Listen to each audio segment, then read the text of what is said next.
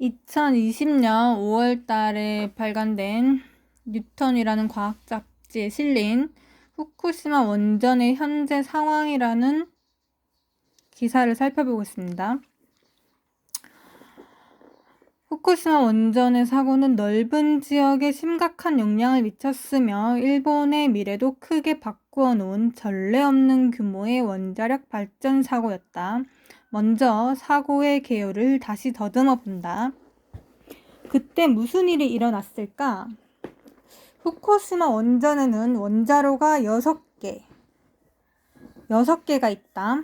지진이 발생했을 때는 13호기가 가동 중이었고 4, 5, 6호기는 정기 점검 때문에 정지 중이었다. 13호기는 요동을 감지하고 운전, 즉 핵분열 반응을 자동 정지했다. 그러나 지진의 요동과 지진 해일로 발전주 설비가 피해를 입어 원자로에 공급되는 전원이 모두 거의 끊어졌다. 이 때문에 원자로 안으로 물을 주입하거나 사용된 핵 연료를 보관하는 풀에 물을 공급할 수 없게 되었다. 일반적으로 원자로의 노심에 제어봉이라는 장치가 삽입되면 핵 분열 반응은 멈춘다. 그러나 연료봉에 들어있는 방사성 물질에서 나오는 열에 의해, 즉 붕괴열에 의해 연료봉에서는 계속 열이 발생한다. 13호기에서는 물의 주입 기능이 멈추었기 때문에 붕괴열에 의해 물이 증발함으로써 연료봉이 노출되었다.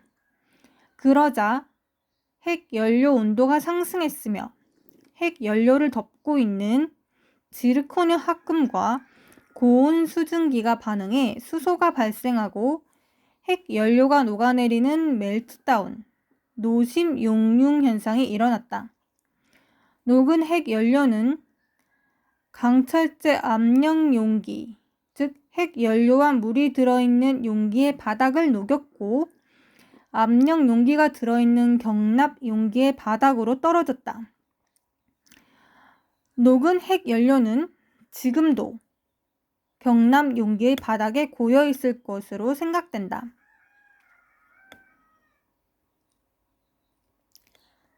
(1에서 3호기에서는) 대량 발생한 수소가스가 원자로 건물 안을 채웠다. 이 수소에 어떤 원인으로 불이 붙어 폭발이 일어났고 건물 윗부분이 파괴되었다. 3호기에서 발생한 수소는 배관을 통해 4호기 건물로 유입되어 4호기에서도 폭발이 일어났다. 경납 용기의 파열을 막기 위해 수증기를 밖으로 긴급 방출하는 환기구가 제대로 기능하지 않아 방사성 물질을 함유한 수증기가 경납 용기 상부에서 대량으로 새어나갔다. 그리고 수소 폭발이 발생하면서 광범위하게 방사성 물질로 오염되었다. 이것이 지진 발생 이후 약 일주일 뒤까지의 대략적인 경위이다.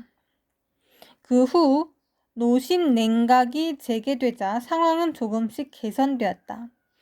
그리고 2011년 12월 16일 일본 정부는 압력 용기 하부의 온도가 100도 이하이고 부지 경계의 피폭설량이 1mS를 크게 밑돌았다고 하면서 냉온 정지 상태를 선언했다. 그리고 2012년 후쿠시마 원전 1에서 4호기는 복구시키지 않고 폐로하기로 정식 결정되었다. 현재 일본 정부가 제시하는 최신 공정표에는 폐로가 완료되는 목표 연도가 냉온 정지로부터 30에서 40년 뒤, 즉 2041년에서 2051년으로 되어 있다. 1에서 4호기를 폐로하기 위해 해야 할 일은 크게 나누어 3가지다. 첫째는 4개의 원자로 건물 윗층에 있는 사용된 핵 연료 풀에서 핵 연료를 꺼내는 일이다. 둘째는 멜트다운으로 1에서 3호기 경납 용기 바닥에 고여있는 핵 연료 잔해를 완전히 회수하는 일이다. 그리고 셋째가 현재도 계속 고이고 있는 오염수 문제를 해결하는 일이다. 이들 세 가지 문제의 현황을 살펴보자. 사용된 핵연료를 조금씩 꺼내고 있다. 페루 공정에서 최초로 이루어지는 일이 사용된 핵연료 풀에서 핵연료를 꺼내는 작업이다. 건물 위층에는 아직 사용하지 않은 핵연료와 오랫동안 발전에 사용했기 때문에 발열량이 떨어진 사용된 핵연료를 보관하기 위한 사용된 핵연료 풀이 있다. 후쿠시마 원전의 핵연료는 이산화 우라늄을 굳혀서 가로 세로 1cm 정도의 원기둥 모양으로 한 펠렛을 지르코늄 합금으로 된 파이프 속에 채운 뒤 파이프를 약 60개 묶어 사각형 채널 박스에 넣은 연료 집합체라는 유닛으로 되어 있다. 후쿠시마 원전에서는 원자로 하나에 548개, 1호기는 300개의 연료 집합체를 사용해 발전하고 있었다.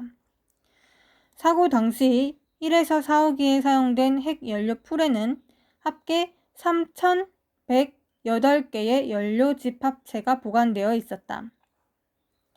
후쿠시마 원전의 폐로에서는 이 연료 집합체를 풀에서 꺼내 발전소 안에 있는 공용 풀과 공기 대류에 의해 냉각하면서 연료 집합체를 수납하는 캐스크라는 용기에 나누어 보관하게 되어 있다. 2013년 11월 4개의 원자로 가운데 연료 잔해가 없고 가장 방사선량이 낮은 4호기의 풀에서 핵연료를 꺼내기 시작했다. 그리고 2014년 12월 4호기에 보관되었던 1535개의 연료 집합체를 모두 꺼냈다. 이어 2018년 2월 3호기 건물에 핵연료를 꺼내기 위해 크레인 등이 설치되고 2019년 4월부터 3호기의 풀에서 핵연료를 꺼내기 시작했다. 2020년 3월 1일 기준으로 3호기의 풀에 보관되었던 566개 핵연료 집합체 가운데 91개를 꺼냈다. 2호기에서 꺼내는 작업은 2024년에서 2026년, 1호기의 작업은 2027년에서 2028년에 시작할 예정이다. 꺼내는 작업은 2031년 완료를 목표로 한다. 연료 잔해 회수에는 강한 방사선에 대한 대책이 필요하다.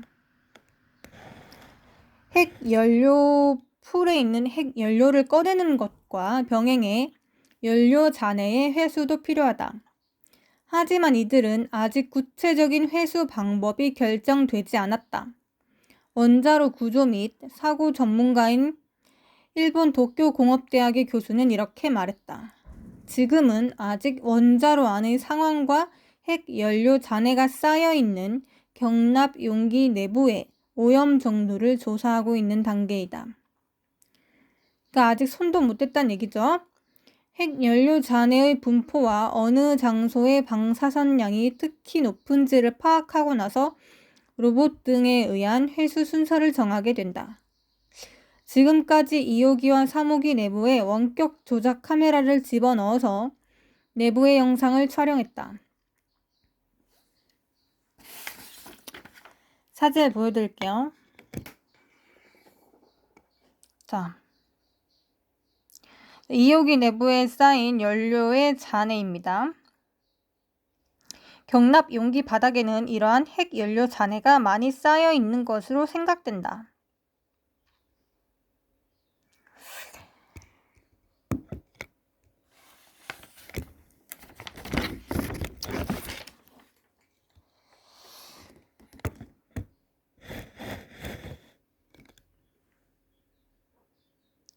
그리고 특히 2호기에 대해서는 2018년 1월과 2019년 2월의 조사에서 압력 용기의 바로 아래에 해당하는 페디스털이라는 부분에 연료 잔해로 생각되는 퇴적물이 자갈처럼 퍼져 있다는 사실이 알려졌다.